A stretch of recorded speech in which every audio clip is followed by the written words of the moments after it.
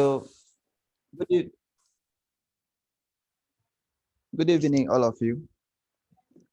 Thanks for joining once again. We want to continue with our lectures this evening with a research method, and we'll look at what literature review is entail. Look at some of the procedures that you have to follow in conducting your literature review. Literature review is a major component of your research. And if you have done a good literature review, that actually lessen the work or reduce the burden of the research that you are going to conduct.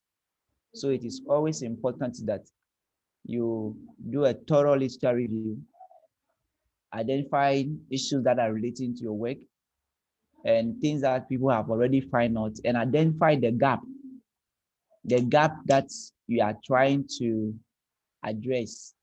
Then I try to identify the gaps in this literature review. So at the end, you must also conclude and then identify the gaps that have been created and those ones that you're able to resolve. So it is always important that you take your time to do a good literature review. However, when we talk about literature review in research, we are simply referring to you trying to identify some of the ways that have been done by others that are related to what you are doing already or what the subject matter you are dealing with or the research topic you are dealing with, and see how this information pertaining to the problem that you are trying to solve now. And I remember telling you that there is no research that you are going to conduct now and say that, yes, this is original, or I'm the first person coming to do this. There are people who have done that, probably, if not in your country, in other parts of the world. So everything that you are doing now, there are already publications out there. There are research that have been done by others already.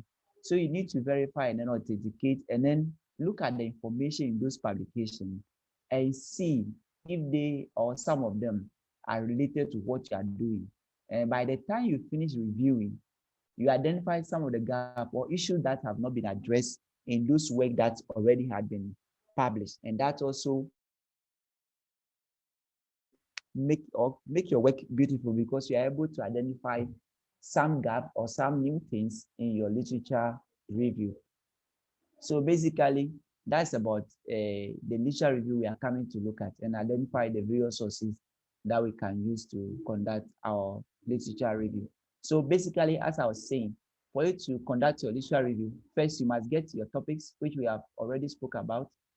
And then when you get your topic, you must write your background to the study, which we said that is the introduction of the research. And we have shown how to conduct your introduction or write your background by starting from the well stage. For example, you are looking at malaria in your community, or let's say malaria cases are being observed at 37 Military Hospital, Kolebu Teaching Hospital, Reach, or the Greater Accra Regional Hospital. If you want to look at cases like that, let us know the global issues of malaria, starting from, maybe you can use authority, maybe World Health Organization, which is an authority all of us quote in most of our research. Then what it actually said about malaria. What are the world statistics? What are the figures out there on malaria? What are the number of people dying out of malaria? What is the morbidity of malaria among pregnant women and the children under 5? So you look at all of these causes and all that. Then you know the socioeconomic effect of malaria on the population. All of these are part of your introduction. Then you move a look at the problem statement. What we said that there are a number of factors that make your problem relevant for study or for research. So you bring all of those and the effect of malaria on the society, how it's depriving people, especially when it comes to IQ, children who suffer from malaria and all that, how it affects them, and then pregnant women, and also contribute to anemia in pregnancy and all that. All of those issues and how people are dying from it, all of those things are going to fall. And you can also cite cases where malaria cases are the highest at the OPDs and all that. So all of this will make a significant contribution that will actually make a case for there is a need to conduct that particular research, then your objective and all that, then you are actually concluding chapter 1 after looking at all of those things. Then from there, you are also looking at the literature research. So you must identify the various or materials that are relevant for your study and try to review them. And when we say review, we are not saying that you should go and copy what others have done, because when you copy, it also has its implication in academia. So we are not asking you to just go and copy what others have done, but we are asking you to review what others have found and your own works and all that. Analytical and factual overview of what has been done on a research topic. It is something that you are going to do. It's going to be critical review. You look at the issues critically. You must be analytical. You must apply techniques of analysis, and then it should be factual. Report what people have said or their findings. Don't go and lie. In some of the literature review, you see students saying this when they give you a source. When you go to that source, you don't see anything like that. Sometimes what they cite as a source does not even exist. So you must always be critical about your analysis. You must be analytical about it, and a factual overview of what already has been done on that research topic. So for example, if I'm looking at anemia right now among pregnant women, so I'm going to identify materials that are on the causes of anemia in pregnancy, and talk about some interventions to control anemia in pregnancy. Look at the taking of those acid folic supplements as a way of reducing anemia in pregnancy. Look at the effect of anemia on unborn baby. Some of these are low birth weight, preterm babies and all that. Then you are going to look at all of that as part of your review. And this might be in sections and are arranged in a chronological order. So you know that when you first look at what anemia is, then you move on, probably look at what? The causes of anemia. Then maybe you look at the solutions or the effect of anemia. So you must also come out with those one in chronological order. So that is the basically what we are trying to say here. Then the question review literature for research. Why must you review literature for the research? Anybody want to try and give us the answer? Why must you review a literature for your study? Why must it can help us to understand that? Why should we do that? Hello, sir. Hello. Teacher for the study. Are you here? Yes, sir. Yes, sir, we are here. Okay. Then respond to the question. Why must you review literature? What I understand about literature review is to maybe check the source of whatever has been written, whether it's a reliable source, a trusted source, or a source we can depend on for the information or the data that we provide.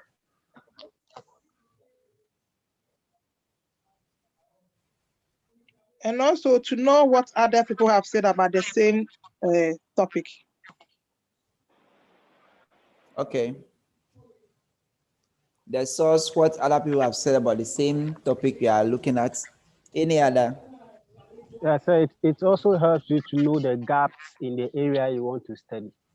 Okay. So also identify the gaps. Simply things that people have not done yet, or things that people do not have publication on yet. Those are the gaps that we are talking about. Good. Any other?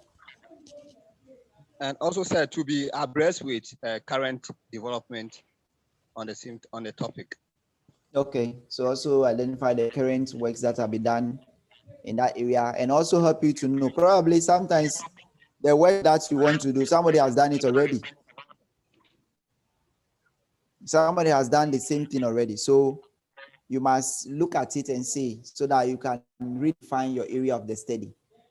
Sometimes you set out to go and conduct a research, but you have realized that what you wanted to do, when you check, it's like people has done the same thing already. Then that also help you to redefine your research area to actually help you define, do something that is new or that is new in the system now, so that others will appreciate that you're also coming out with new findings. Any other? Sir, please, if the research has been done in different geographical areas, and Okay. to know the impact of maybe a project or a policy on the people there. Mhm. If I also want to conduct the same research, the impact that policy is having on another people somewhere, do I have to change it because someone has done it somewhere? No, we call something replication. You are replicating the same study at a different environment. So that is allowed to add to see if what the person has found it is right or it is true.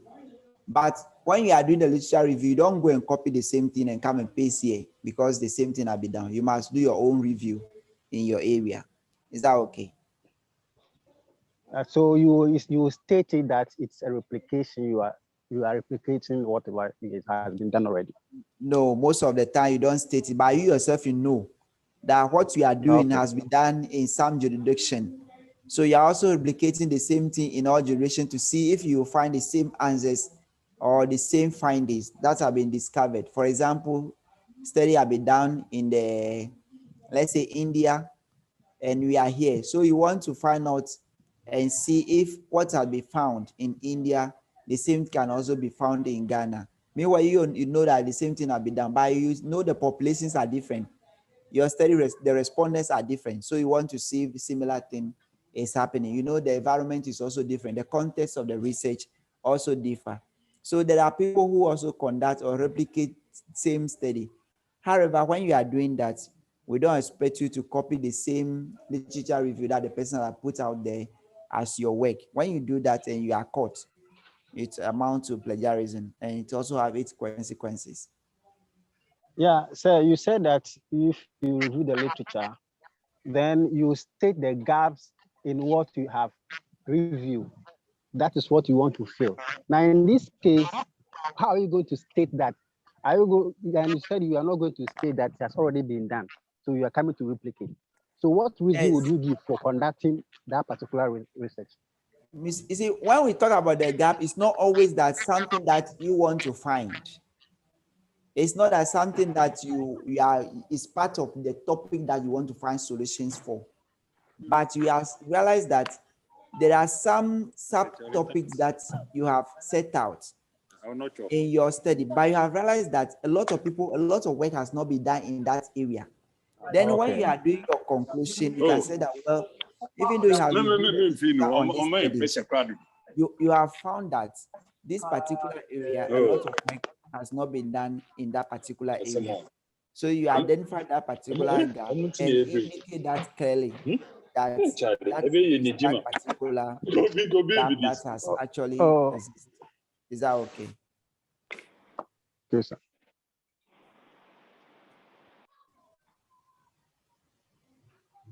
Hello, sir. Yes. Yeah, please, how will you know your problem or the topic has been tackled or done by someone else before?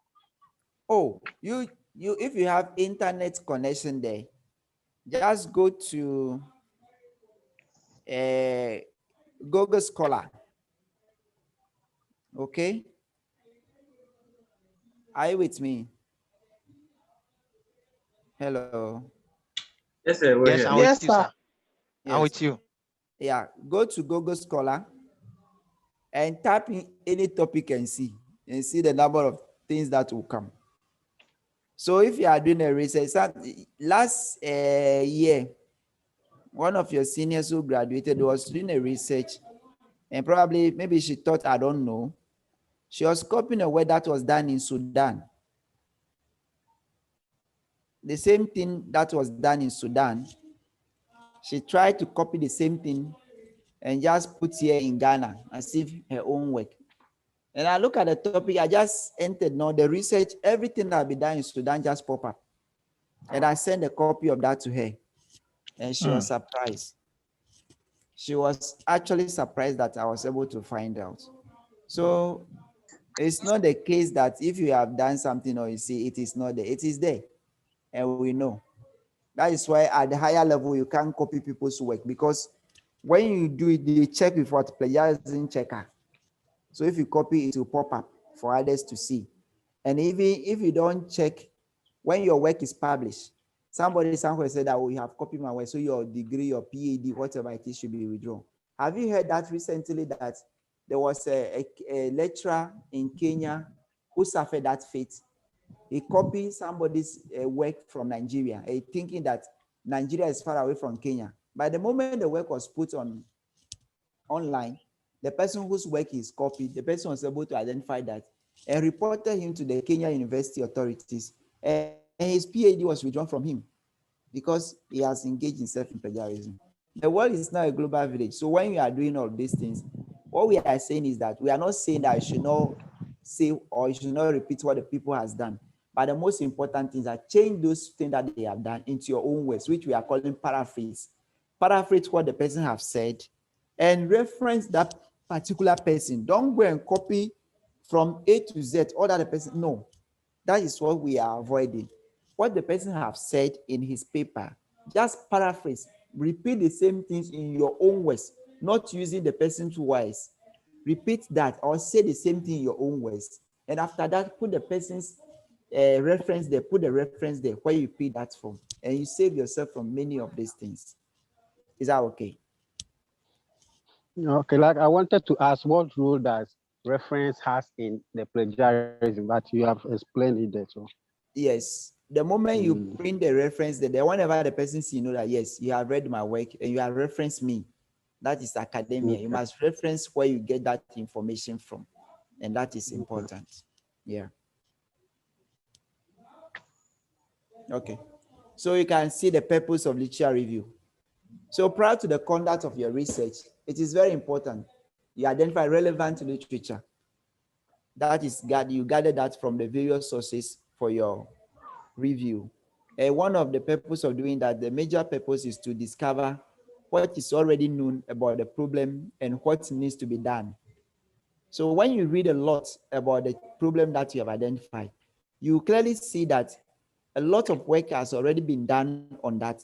However, there are gaps or there are areas that nothing has been done. That is why I say sometimes when you state your research topic, by the time you finish your literature review, you might even go back and change the topic a bit to suit probably the gaps that you have discovered. But we are not saying that all the gaps that you have found in literature should be addressed by your research topic.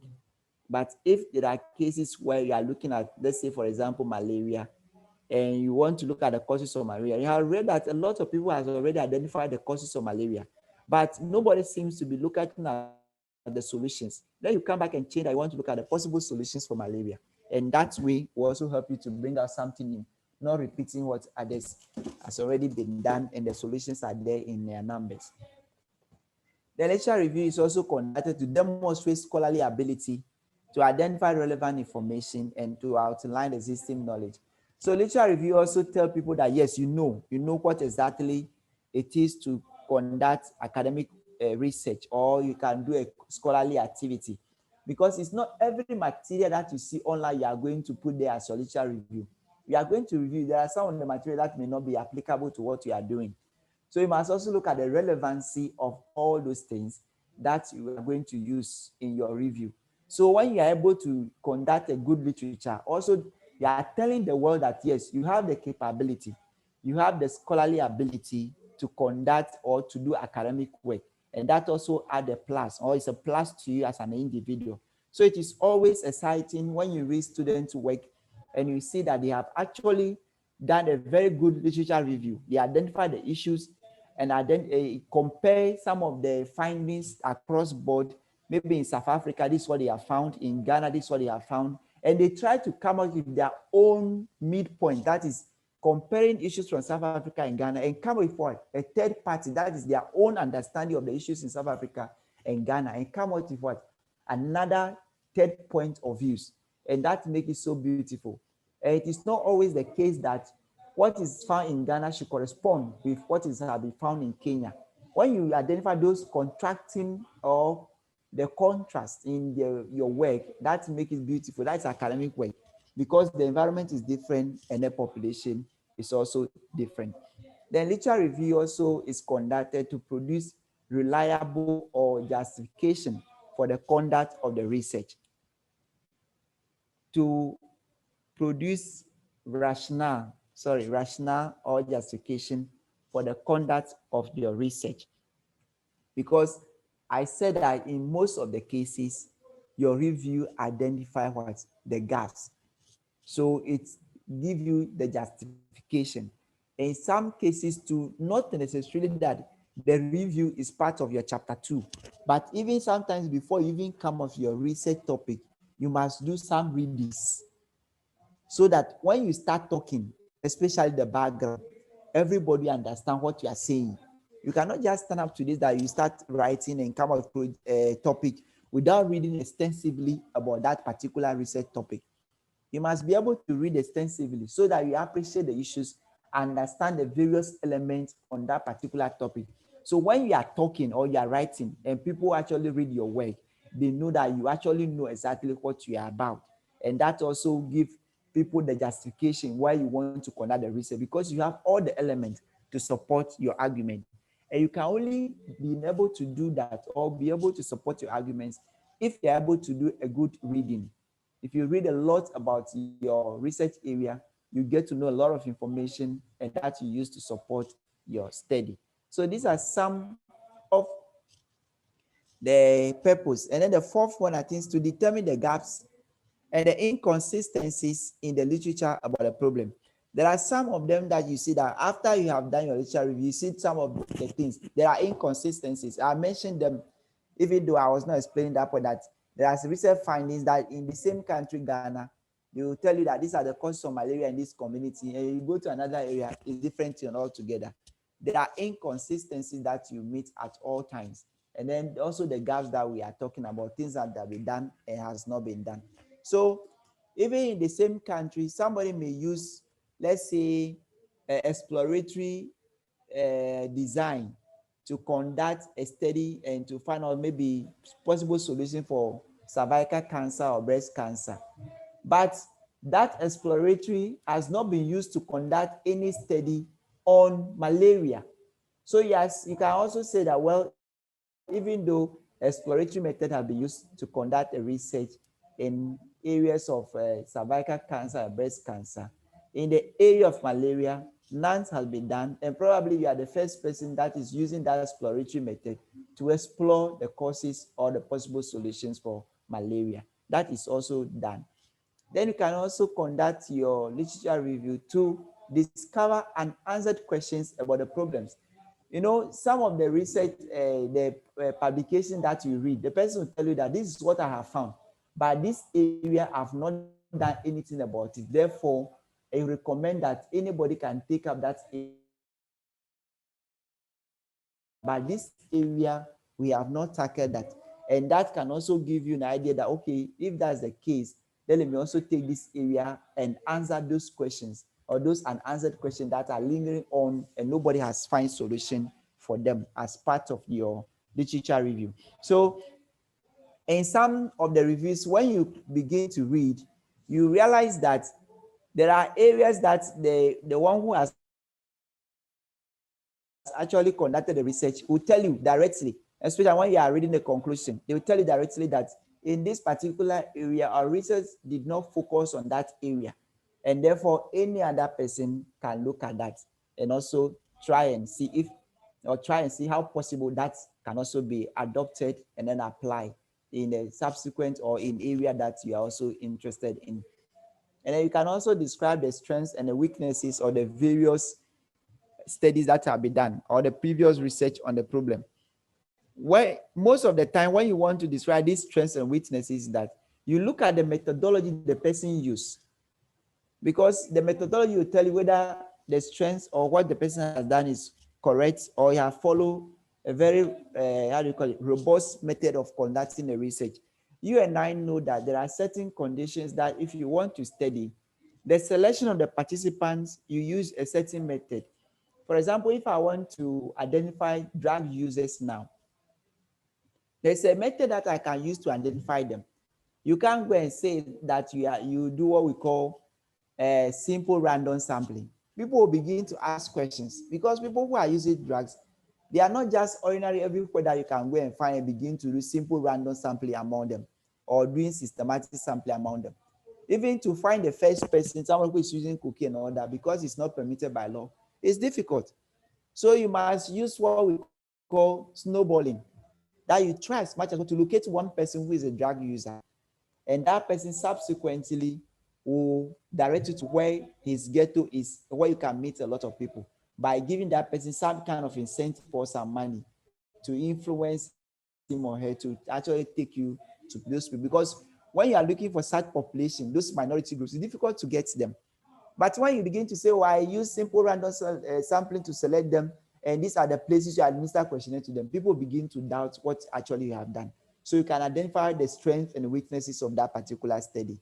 And then moving forward, there are studies that also you must also apply qualitative method to understand health-seeking behavior of people and all that. You are looking at qualitative or belief systems or all that.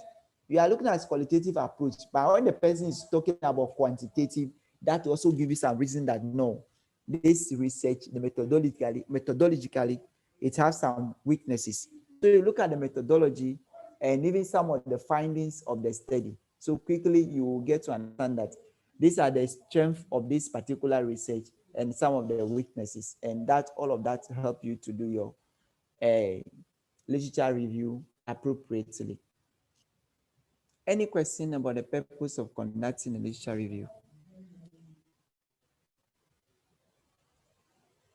Hello, sir. Yes. What you said about the this and the Your line is bad. Now, what's happening is that you are very interested. You realize that you have Please, I can't hear you. Is it my network or is yours? I can hardly hear you. It is his network. Okay. So let him come again.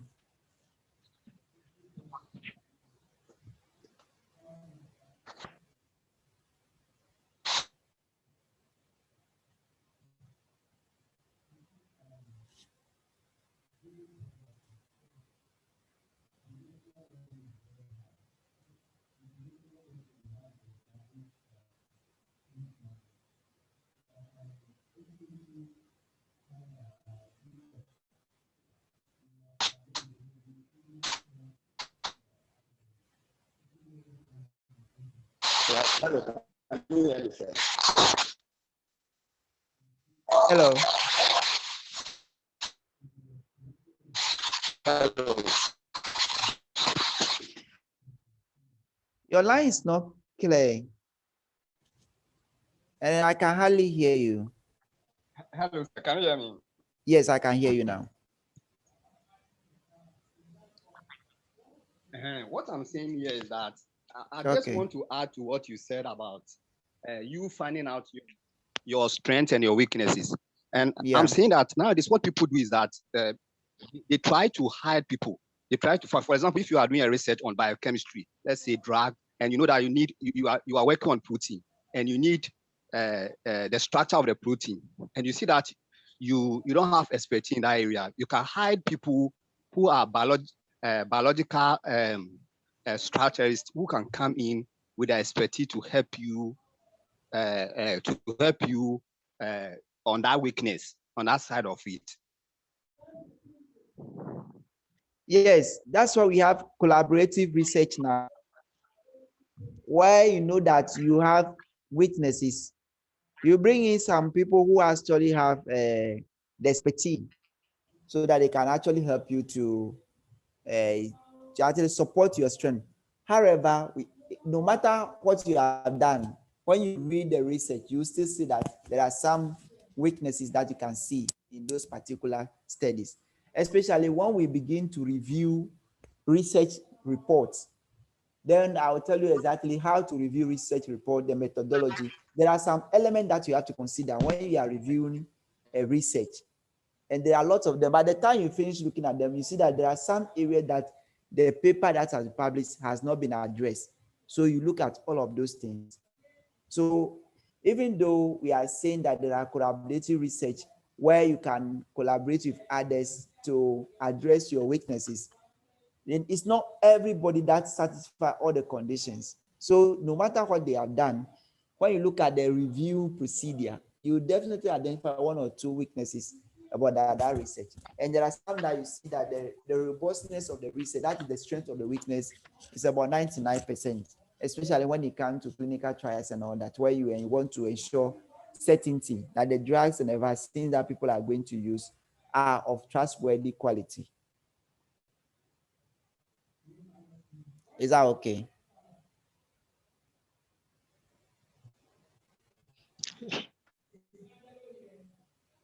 Hello.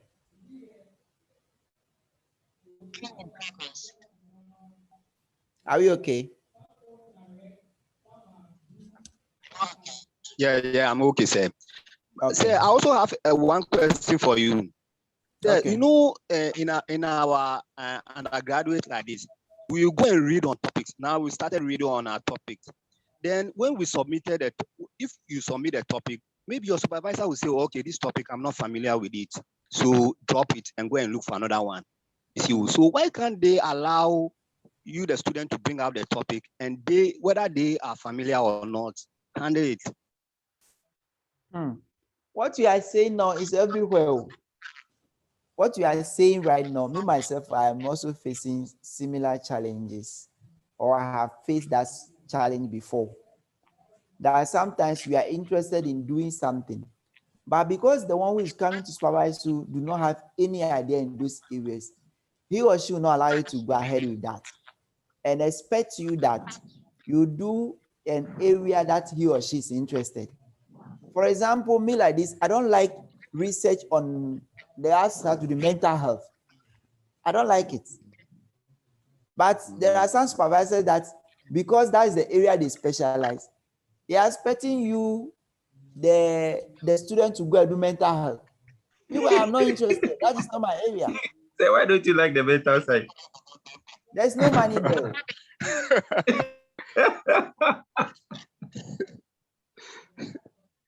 There's no money there. Because a lot of people think that people who have mental health is their own doing. So there's no money there.